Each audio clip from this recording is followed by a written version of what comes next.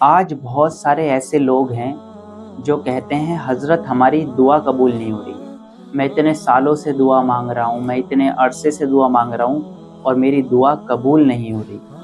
تو پیارے بھائیوں، میں آج آپ کو بہت ہی پیارا وظیفہ بتاؤں گا، اس پہ عمل کریں گے تو انشاءاللہ ضرور دعا قبول ہوگی۔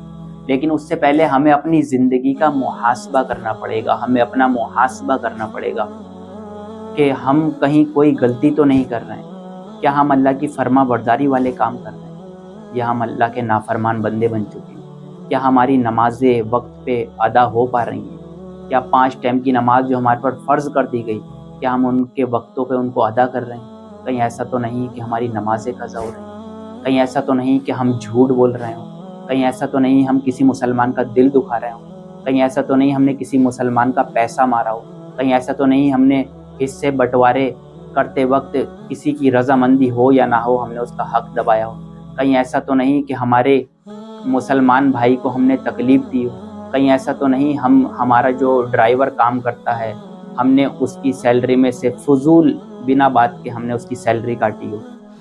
کہیں ایسا تو نہیں کہ ہم تولنے میں کمی کر رہے ہوں؟ کہیں ایسا تو نہیں کہ ہم نے کمپیوٹر کاٹا جو آ رہا ہے آج کل ہم نے اس میں کوئی ایسا سسٹم بنا رکھا ہو یا پھر پرانے والے کاٹے میں کوئی ایسا سسٹم بنا رکھا ہو جس سے کم مال تولا جائے؟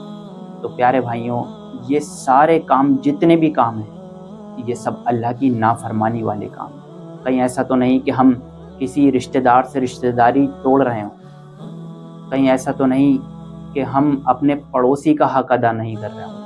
تو پیارے بھائیوں، یہ سارے کام جو ہیں یہ اللہ کی نافرمانی والے کام ہیں۔ تو اگر ہم اللہ کی نافرمانی بھی کرتے رہیں اور اس کے بعد ہم کہیں کہ اللہ ہماری دعا قبول کر لے، تو ایسا ہرگز نہیں ہو۔ پہلے ہمیں اللہ کا فرما بردار بندہ بننا پڑے گا، حلال روزی کمانا پڑے گی، حرام سے بچنا پڑے گا، مسلمانوں کو تکلیف دینا چھوڑنا پڑے گا۔ تو پیارے بھائیوں، آج ہم دولت کے پیچھے اس قدر بھاگ رہے ہیں کہ دولت کے پیچھے ہم لڑائی جھگڑا بھی کر رہے ہیں، دولت کے پیچھے ہم حرام کمائی بھی کما رہے ہیں، دولت کے پیچھے ہم کسی اور کی زمین پہ قبضہ کر رہے ہیں۔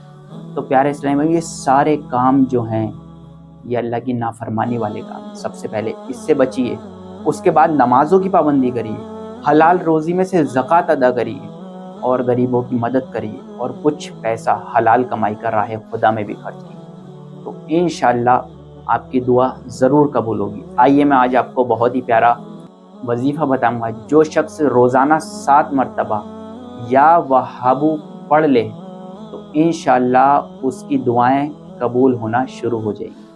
آپ اس عمل کو یقین کے ساتھ کیجئے، انشاءاللہ ضرور فائدہ ملے گا۔